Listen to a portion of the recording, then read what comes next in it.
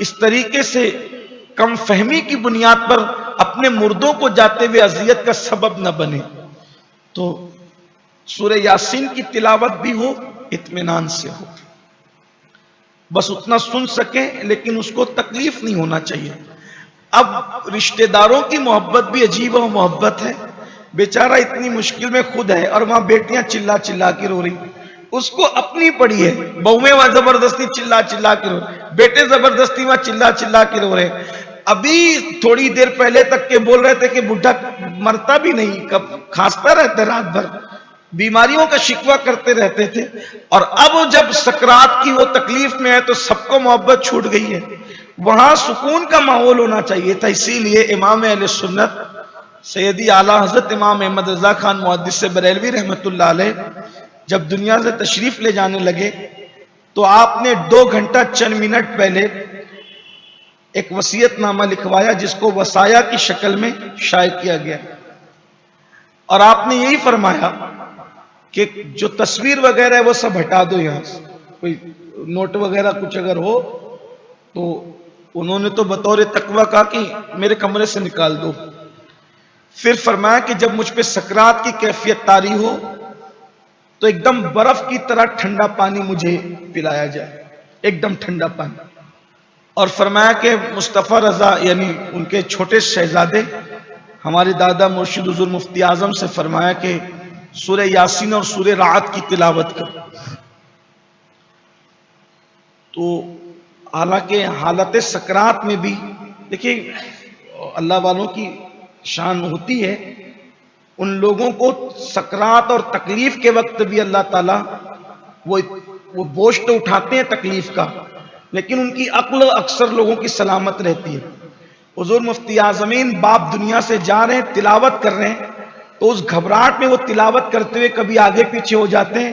تو امام اہل سنت وہ تکلیف میں ہوتے ہوئے بھی ان کو قرآن مقدس کے حوالے سے لقمہ دیتے کا یہ صحیح پڑھو اس طرح ہو.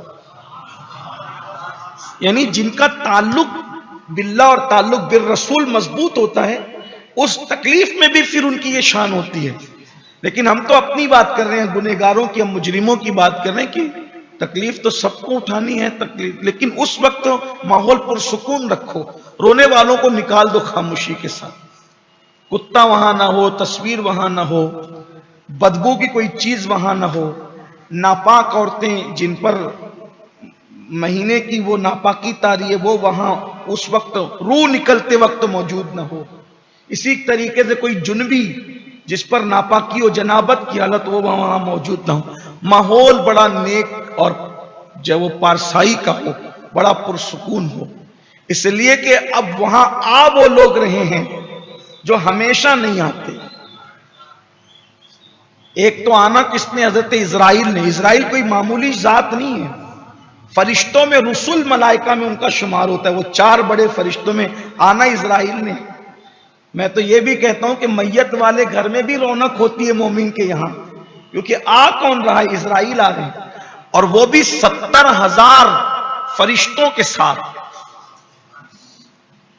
اگر مومن جا رہا ہے اور وہ ایک قطار لگا کر کے کھڑے ہوتے اور اتنا خوبصورت اس کی روح کے لیے جنت کا کفن ہوتا ہے اور وہ آتے ہیں اور پھر روح نکالتے ہیں. اب آپ نے سنا ہوگا کہ حدیث پاک میں آتا ہے کہ مومن کی روح ایسے نکلتی ہے جیسے آٹے سے بال نکل جاتا ہے، ایسے روح نکلتی ہے. تو یہ ساری تکلیف روح کے نکلنے سے پہلے کی ہے.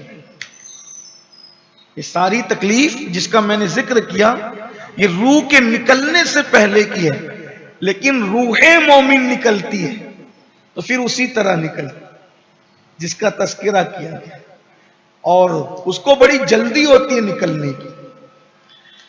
اگر قرآن حدیث کی معلومات ہو تو جانے والا جنتی ہے یا جہنمی ہے آپ دیکھ کر ہی پتہ کر لیں.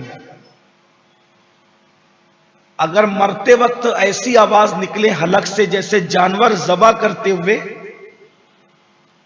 نہیں وہ بچڑا گڑ گڑ گڑ کی جو آواز نکلتا ہے بھیانک سی آواز، اگر ایسی آواز نکل رہی ہے تو علامت اچھی نہیں ہے. یعنی معاذ اللہ یہ نہیں کہتا کہ وہ جہنمی ہے، لیکن یہ کہتا ہوں احتیاط سے علامت اچھی نہیں ہے، اس کے لیے کثرت سے مغفرت کی دعا کرنا